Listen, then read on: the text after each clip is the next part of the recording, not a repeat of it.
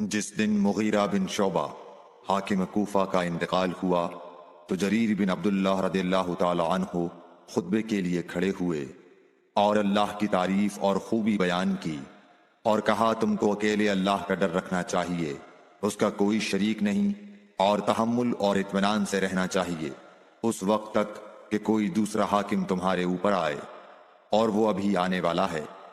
پھر فرمایا کہ اپنے مرنے والے حاکم کے لیے دعائے مغفرت کرو، کیونکہ وہ مغیرہ بھی معافی کو پسند کرتا تھا۔ پھر کہا کہ اس کے بعد تم کو معلوم ہونا چاہیے کہ میں ایک دفعہ حضرت صلی اللہ علیہ وسلم کے پاس آیا اور میں نے عرض کیا کہ میں آپ سے اسلام پر بیعت کرتا ہوں۔ آپ نے مجھ سے ہر مسلمان کی خیر خواہی کے لیے شرط کی، پس میں نے اس شرط پر آپ سے بیعت کر لی۔ پس اس مسجد کے رب کی قسم کہ میں تمہارا خیر خواہ ہوں۔ پھر استغفار کیا اور ممبر سے اتر آئے۔